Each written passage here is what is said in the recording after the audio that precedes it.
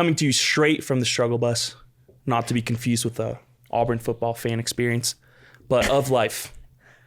The one that somehow makes a 5-hour bus drive feel 10 times longer. You know what I'm talking about?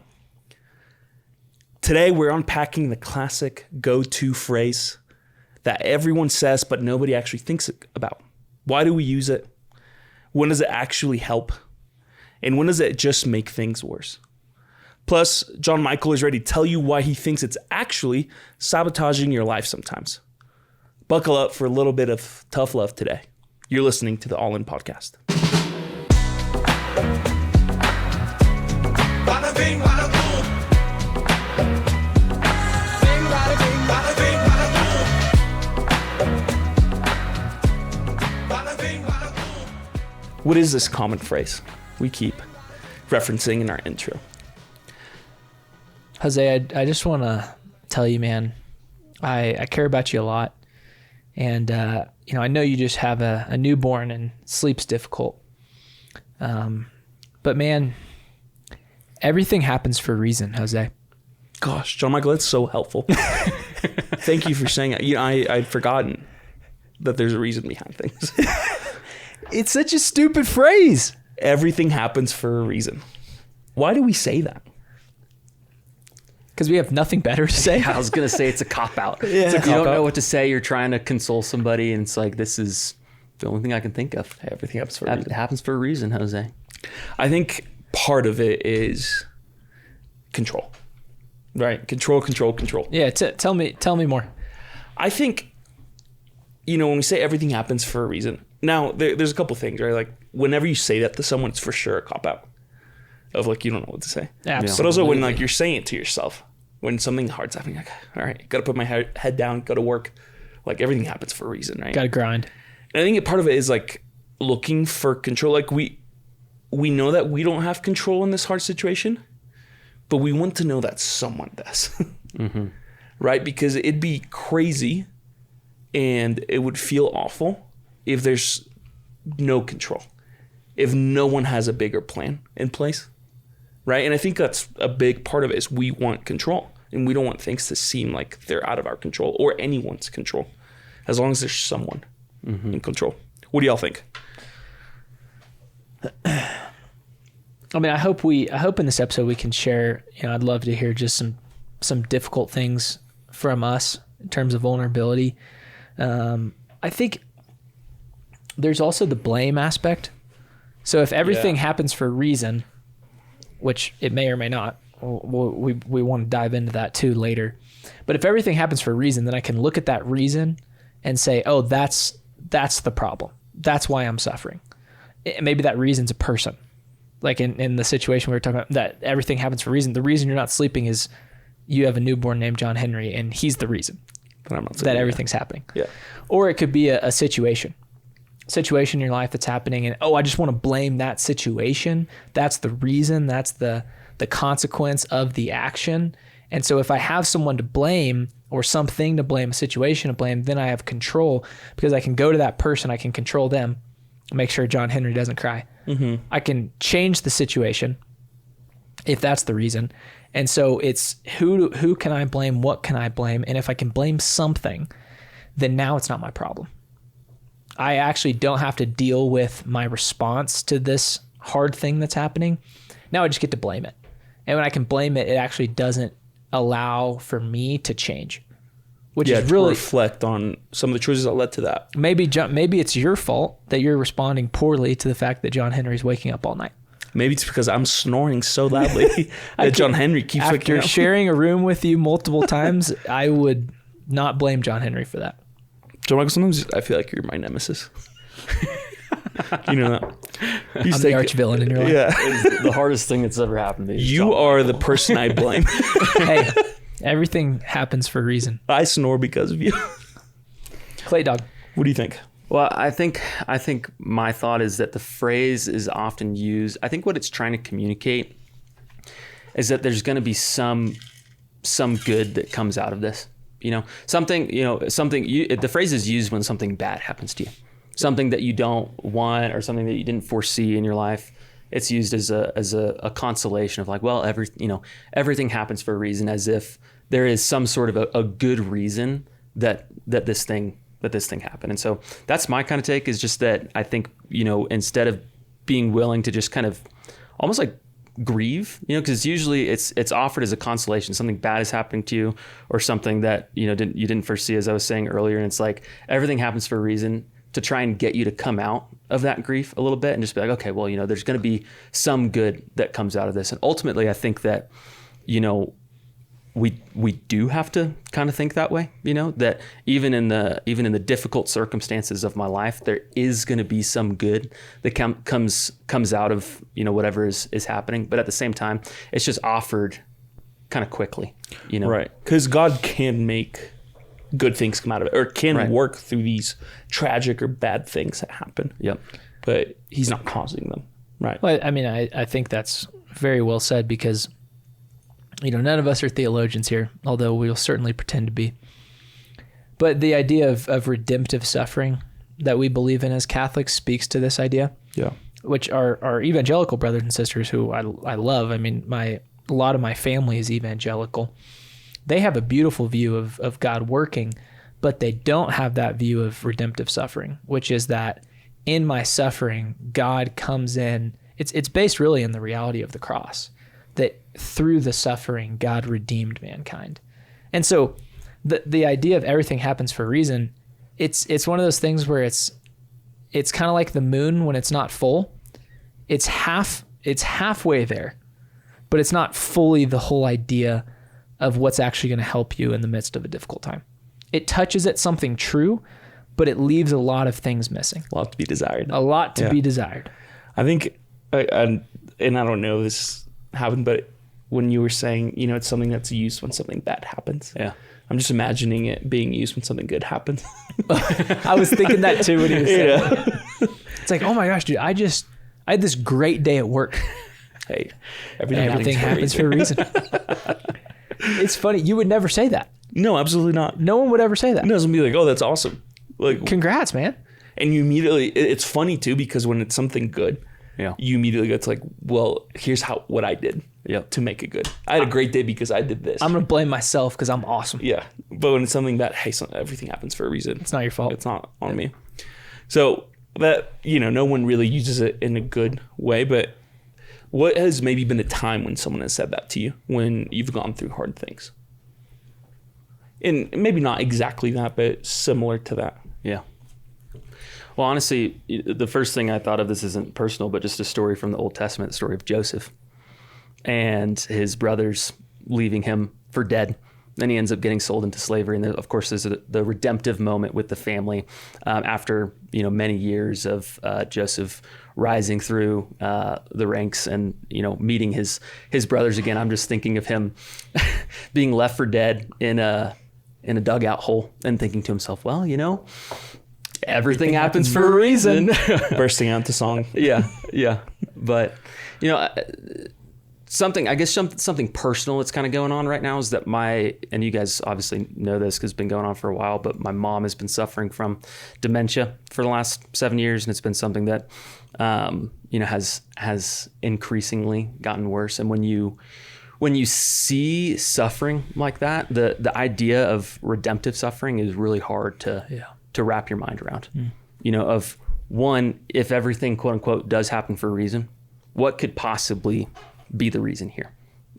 How could my mom, if she, had the words to say to herself, everything happens for a reason, and how can her family, when, there's our lives are disrupted to try and figure out how to take care of her, be able to say to ourselves, everything happens for a reason, or to be able to perceive the good that, is in the midst of suffering. Or maybe if you're not even currently experiencing the good, well, maybe there's going to be some good that comes, down the road because of this experience of suffering. And so personally, I mean, if someone I don't think I've had anyone actually say that to me, where I've talked about my mom being sick and them looking at me and saying, well, it's for everything a reason. happens for a reason. Like, what's the reason? But I just imagine it would frustrate me. Yeah. I don't want to jump ahead of ourselves here, but we do want to talk about kind of what to respond when people are going through a difficult time. which I want to come back to that because I'd love to hear just from your perspective when people respond, what's helpful, what's not. In my life, two moments stick out. So one, going back to Joseph, my brother Joseph has been significantly disabled since he was born. So he's 25, 26 right now. And he's been, as you guys know, in a wheelchair, nonverbal, can't eat, can't communicate, can't walk, can't move himself, basically in a semi-vegetative state for his entire life. And that is difficult to wrestle with because you, once again, what could possibly be the reason? Did my parents mess up? And the gospel is one of my favorite gospel stories is when there's a man and wife who come to Jesus in this era. Son is blind, he's suffering. What's going on here? And the Pharisees say, well, it's probably because the parents sinned, right? Everything happens for a reason. And Jesus looks and he says, no, it's not because his parents have sinned. It's because the works of God may be shown in this man.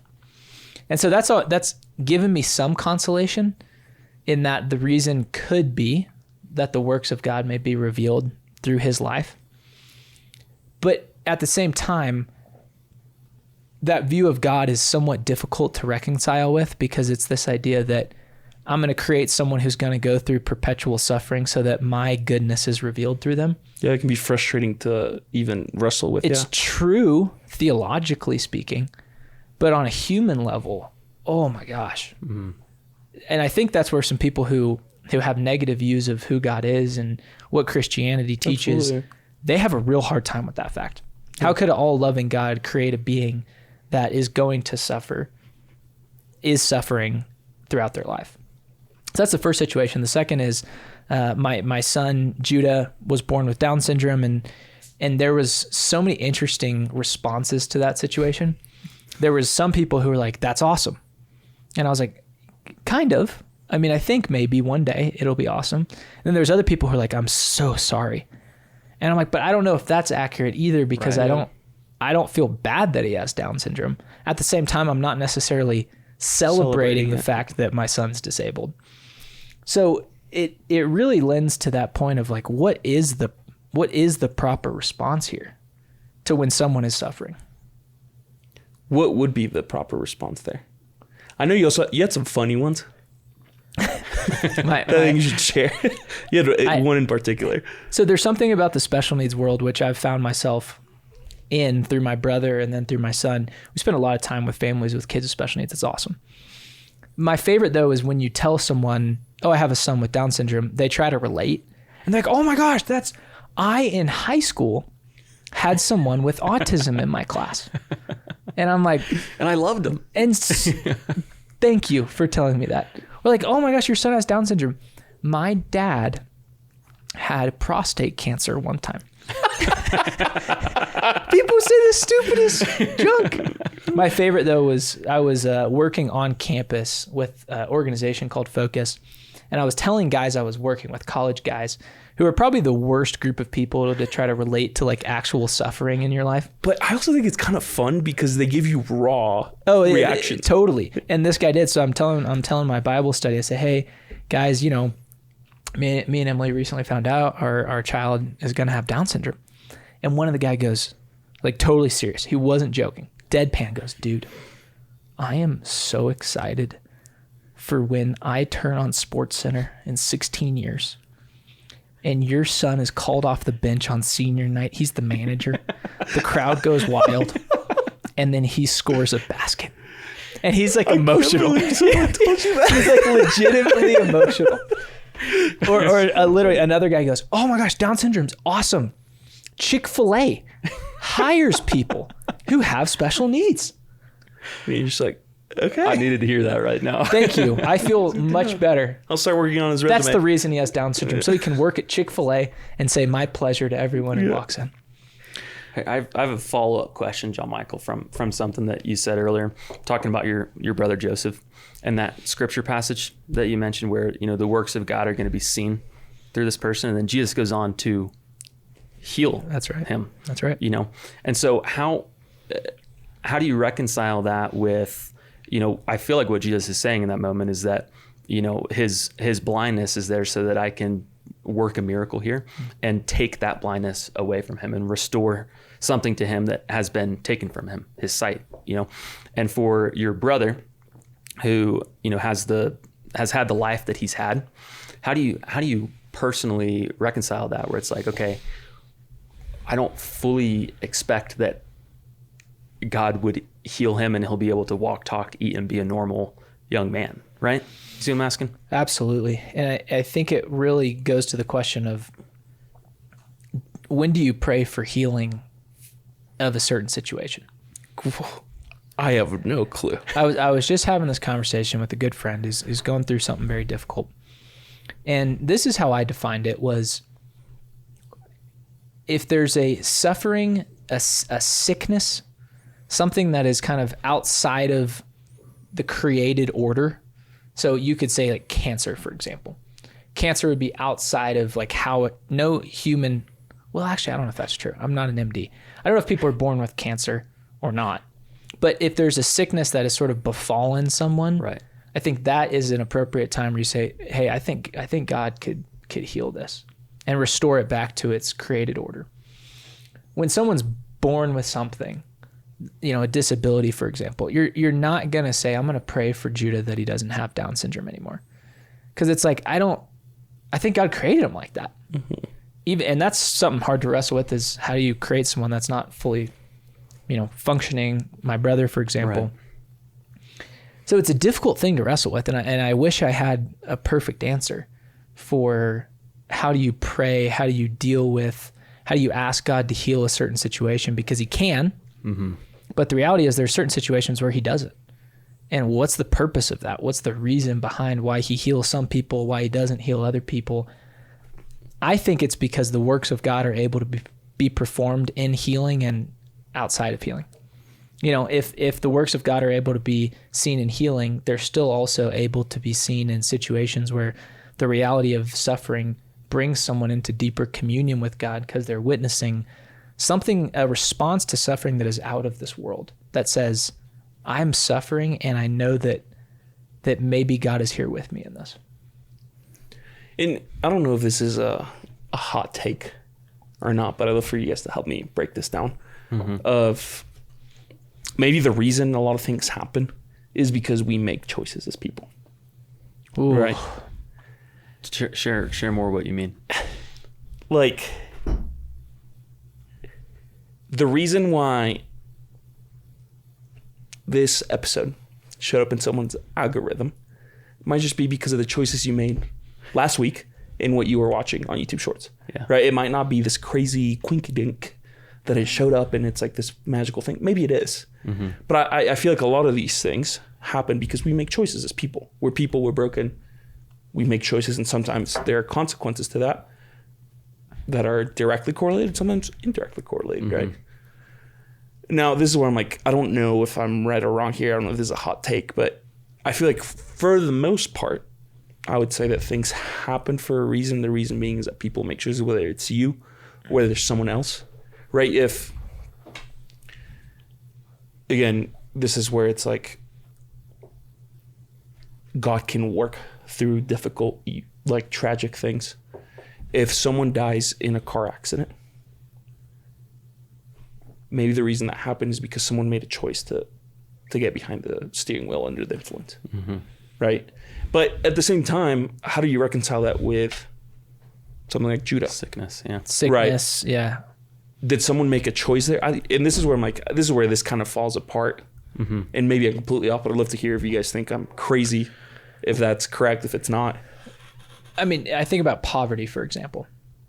So if you're born into poverty in the United States, is it someone's fault that they chose to not go to college, to make choices that would put you in a situation where you couldn't get a job, and so you're suffering financially, and now you're born into that situation? And yes, was it a consequence? Perhaps. Perhaps your dad, your mom, your family did some things that are now resulting in you being born into a situation of poverty. You compare that with someone in the third world who's born into, a third world country. Did the parent make a choice for their child to be born into poverty in that situation? No. They just were a consequence of the situation that they were born into. So it's so difficult because I think, yes, there are a lot of sufferings that are self-inflicted, 100%. There also are a lot of sufferings that you just can't point to something and say, well, that was the result of a decision. Sure. I think you raise an interesting point, though, for us to consider, is that could the hand of God be seen in someone's algorithm on YouTube? Sure, it's coming from the previous videos I've watched, but could God also work through the algorithm? Which, yeah. To put the all-in podcast right in front of you on this YouTube short that you're watching right now? I can't tell you how many times when I was working on the college campus that college guys would come to me and be like, dude, I was watching TikTok yesterday and I ended up in Christian TikTok, and I think God was speaking to me because he brought me to that part of TikTok. One guy in particular, I vividly remember him saying that to me.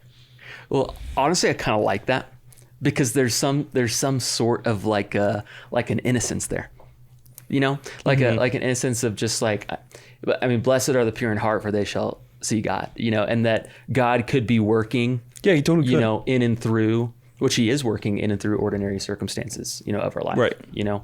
And so to your point, Jose, I think maybe in an answer to your question is that there are going to be things that happen to us that are in our lives that are outside of our control. And there are also going to be things that happen to us in our life, for better or for worse, that are also within our control. But I think also at the same time, God is working even in the midst of all of those things, you know, Both situations. in both situations. Yeah. And it brings up the question too of like, well, how do we process that as we're going through something, right? How do we find the reason in things, whether there is or there isn't? Mm-hmm. And I'd love to hear y'all's thoughts, because now I'm thinking like, well, maybe we don't have to have a reason. There doesn't have to be a reason for something bad happening in our lives. And it's okay if we don't have one. You know, my mom, who is just an amazing woman, used to talk to me about when you're going through something difficult, that you take out a piece of paper and you write down on the left side of the piece of paper, control. And then you write down on the right piece of the paper, uncontrol. Mm-hmm. So kind of separating, in this bad situation, what are the things I control in this bad situation? What are the things I don't control in this bad situation?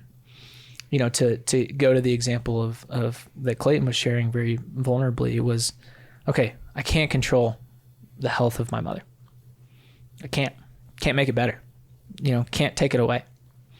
On the right side of the paper, I can write down, how do I respond to this? Can I get care that's going to elevate her dignity, her quality of life?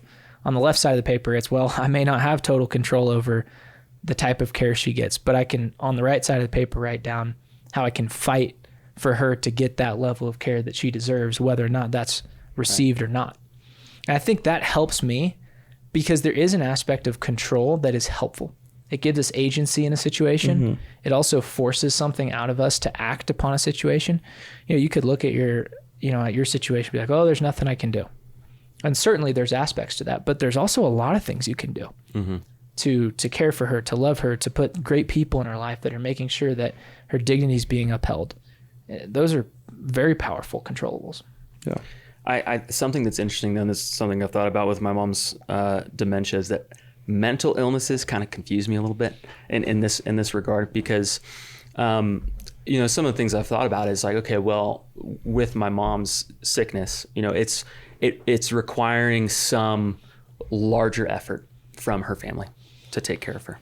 You know, it's drawing the family together in some ways. You know, it's allowing us as individuals that are not my mom to participate in, you know, the suffering of our Lord in some small way, you know. But then at the same time, it's like, well, this, you know, that's all from like my perspective, you know, or my family's perspective.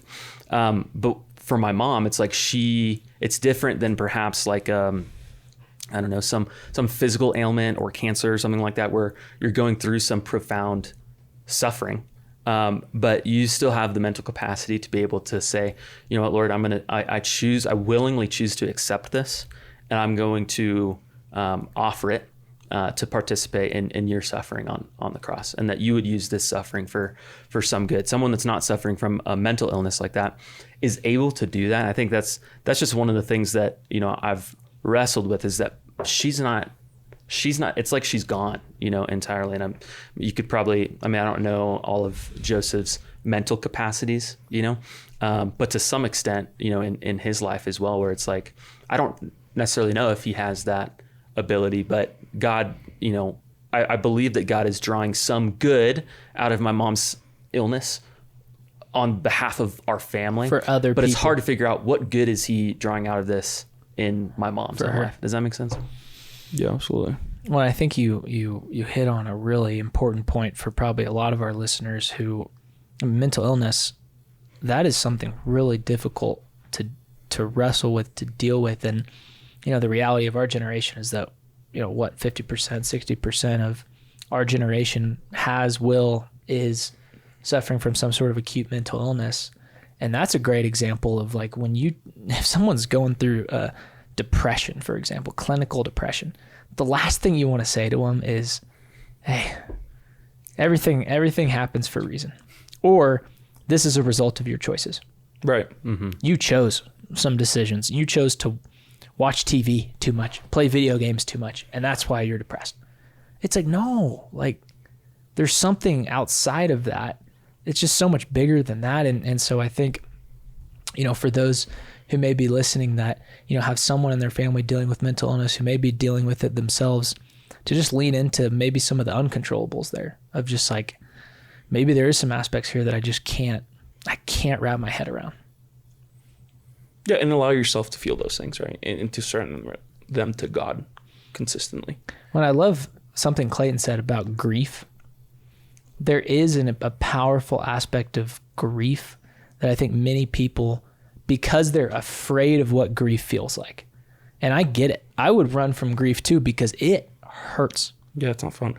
It feels like you're being ripped apart, stepped on, you know, your heart's being ripped out and then stabbed a million times over. It hurts like HE double hockey sticks. And so I don't blame people that want to run from grief, because they at least understand that it hurts. But there is the powerful aspect of, you have to feel the hard. You really do. You can't run from it. Right. Well, speaking of running away, we will be right back after this short break. Hey, this is Clayton from the All In podcast. What if I told you that God was moving in places that you've never even imagined? That's exactly what you'll see in the new series Where Love Leads, a 5-episode miniseries brought to you by Focus. Travel with us across the world to see people whose lives have been transformed by Christ and see the power of mission come alive. Tap the link or scan the QR code to watch Where Love Leads now in the Seek Replay app.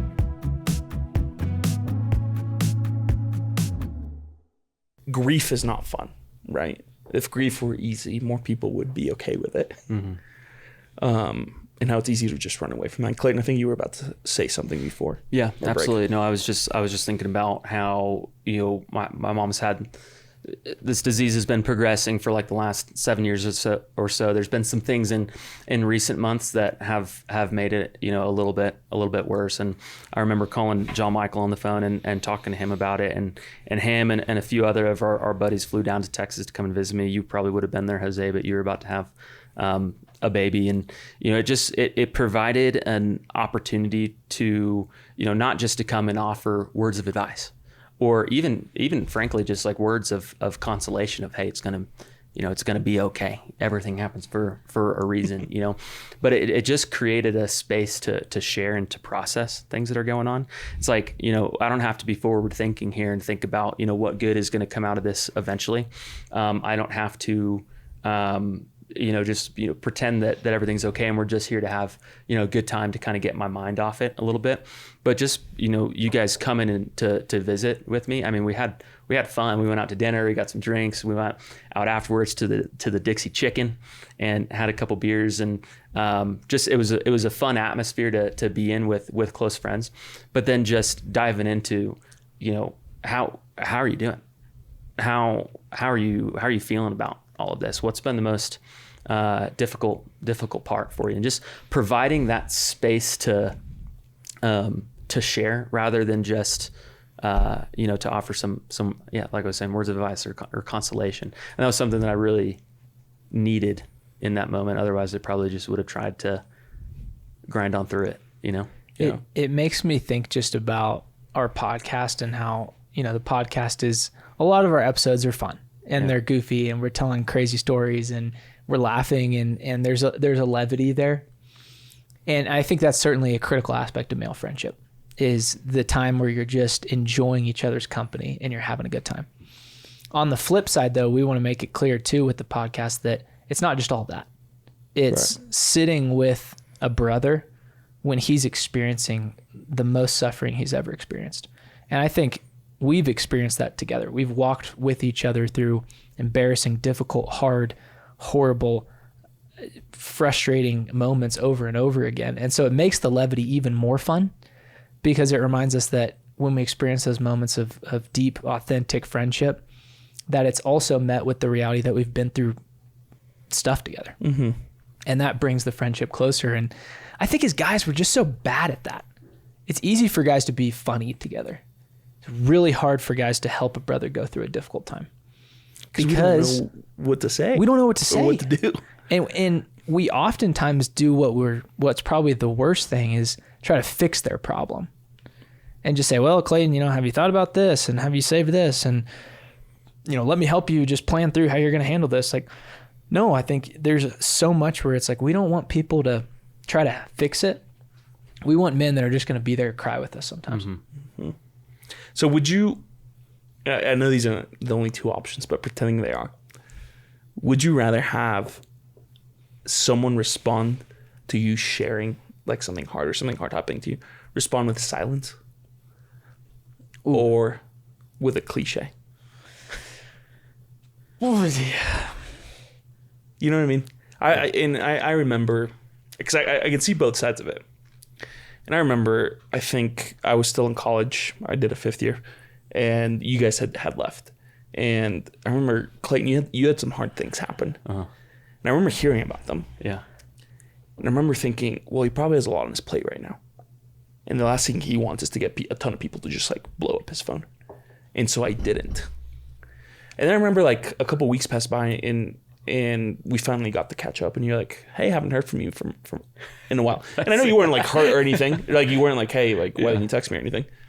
But it was one of those moments where I was like, why did I run away from that? Uh-huh. Why was I in silence? But at the same time, again, these are two bad options, but the cliche doesn't help either. Just would grind my gears. God gives his toughest battles to his strongest soldiers. Clayton, I felt the need to text that to you right now. You're such a strong soldier. Came to me in prayer. Which it does bring up the point of what are some funny cliches? Well, that would be the number one of all time, in my opinion. God gives his strongest his toughest battles to his strongest Sometimes soldiers. I'm wondering, like, man, I haven't had a tough battle in a while. What does this mean about my toughness? Like, am I not strong? Yeah. I think another one that I think is really funny is, and we had a friend in college that their roommate was super into these cliches. And I remember they shared this one with me, and they were completely serious. And it took everything in me to not like just burst out laughing. But it's, if you're wondering why God is quiet, it's because the teacher always stays quiet during the test. I think that's so funny. You're like, wait, what did you just say? Like, what? Yeah. Oh. Which I'm like, Was that 1 Corinthians? yeah, I guess, you're not wrong, but what? I think my favorite is, there's 2 ways to skin a cat. You ever heard that? No. If it's one of those, like, I would put it up with the country phrases. If it ain't broke, don't fix it. There's 2 ways to skin a cat. You either got to fish or you got to cut bait. You can lead a horse to water, but you can't force lead him a to horse to water, can't force him to drink. Too little to save, too much to dump. That's what keeps the housewife plump. I've never heard that one. Unless you try that with your wife. And you tell us how it went, okay? We have a friend who he was telling us that whenever whenever he's eating a little too much, one of his other good friends will just say that to him. Say it slowly. Too little to save, too much to toss. That's what keeps the housewife plump. Oh He's my. like, it's so stupid, but it definitely, he was like, it just makes me feel like I'm eating too much. And so I definitely, he's like, it's helpful, but I can't throw it away. but it's too much to throw away, but it's not enough to like save for leftovers, you know? That's great. Okay. But going back to what we were saying, Yeah. when someone else is going through something, right? John Michael, you were talking about one of the main ways that we as men tend to react is going into Bob the Builder fix-it mode, right? How can we be supportive of our friends when they're going through something? I think going back to the silence piece, if someone's silent in the midst of my suffering, it hurts me. Like when they don't reach out, I would rather you reach out and say the wrong thing Then not reach out. than not reach out at all. So to answer your question in a long-winded way, give me a bad response is better than nothing. Over the silence, yeah. Now, if we're talking about what is a good response, I think one, thanking them. I think that's something maybe we don't think about. Thanking them? Yeah. So hey, I know that's really hard. Thank you for sharing that with me. Like I know it must be very difficult to even one go through it, two to be telling people about it. Like thank you, really appreciate that. Appreciate you entrusting me. Appreciate you burdening me with this information. Because it's a sign of love. Like when I'm going through something and I'm sharing it with someone, it's because they're one of the few people I want to tell this to. And there's a certain gratitude there first. I think the second is the line of, I don't know what you must be going through. I can't imagine what you must be experiencing. That's a great entry line because you're acknowledging the fact, look, I don't know what it's like. Right. I'm not trying to... I always forget the difference between empathy and sympathy. Yeah, no, I think that actually talks to a good point. So empathy being, I'm just feeling alongside you. I know you're going through it, and I'm hurting because you are going through it. Sympathizing is I'm trying to relate to your suffering. Which is the last thing I want. It's just the last thing. It's like, hey, I have something difficult going on, and you go, oh, thanks, me too. And they're like, I'm sorry, maybe at a later time you can tell me that. Not right now. This is about me. And I'm sharing this with you. So what we want is that empathy of like, I'm so sorry. I'm hurting for you. Just hearing that. I am just brokenhearted hearing about what you must be going through. I can't even imagine. That's a great response. Yeah. Something I found helpful. And maybe this is, again, I'm a very practical person and I think my mind can work very practical. But when someone listens, right, and will ask questions, it helps me process. Right. So it's not like offering advice, but it was like, hey, how did that make you feel? That's a good point. Or how Ask did questions. you reconcile that with this, right? Like, how did that happen? That can help me process whenever I'm sharing. Now, I don't know, maybe not everyone's like this. And I think the other thing that I find helpful is when someone tells me, do you need anything? Is there any specific thing that you need? Not a general, because, something will happen. People will reach out like, hey, let me know if you need anything. Yeah. And it's like, why would I'm not going to do that. Hey, can you come change, the pipes in my toilet? Like, what? But just offering someone like, hey, let me know if you need anything. If you want, my wife and I can cook you guys a meal. Yep. And offering an option. Don't say I'm doing this. Just say, would it be helpful Would it be helpful if Mimi and I bring you a meal? Right. I think the other thing is, and I love that. I love the asking questions thing. I think that's brilliant. Is if they say, I don't know what I need, which oftentimes happen when you just went through something, you're just coming to terms with it. You don't even know what you need. Just being like, hey, I'm gonna check in in a week or so. I'm gonna set an alarm on my phone to remind me to check in. As you sit with this, I'm just gonna circle back in a week or two and just see if you've had more time to figure out what you need moving forward. Sometimes I'll even be like, hey, is it okay for me to check back in a week? Right? Or do you just want some space right now? I think meals are helpful. Money's helpful. A ride to and from something. All these things are helpful. Sure. What we really need though is relationship. That was going to be my exact thought, John Michael, was the phrase that was coming to mind was just like a ministry of presence in somebody's life. And I'm thinking about, it's like, if something's happened in your life and you go to prayer, you go to the chapel and you're sitting there and you're trying to figure out like, God, why is this happening? God, why are you doing this? And oftentimes you don't you don't necessarily hear an answer back, but you know that God is present there with you. And there's also this sense of just like, I'm with you, you know, like I've been there, you know, and just knowing that, you know, someone is sharing in that suffering alongside of you. And that's why we go to prayer when there's difficult things, to know that there is someone there, that God is there, not necessarily he's saying, well, you know, hey, have you tried this? You know, God's not like, well, let me give you a list of next best steps that you could potentially take to help alleviate some of these things, you know, but he's just there saying, I'm with you in the midst of this, you know? And I think that's frankly a skill, a human skill that we need to learn when other people are suffering, is like, how do we not just step in and try to offer the right answers? How do we not just step in and try to say the right thing? But what does it actually look like to just come and to be present with someone? And to be present with someone is not to respond with silence, you know, or to try to fix things. To truly be present with someone is like trying to help, you know, to learn more yourself about what the other person is experiencing so that you can experience it alongside them. And to your point, Jose, you're like, that's what you love, is when somebody's asking you questions. Tell me about this. How does this, you know, what's been, you know, the most difficult? It's what, you know, John Michael and a few of our other friends did coming to visit me a couple months ago, was just to be present in my life in the way that God offers his presence to me.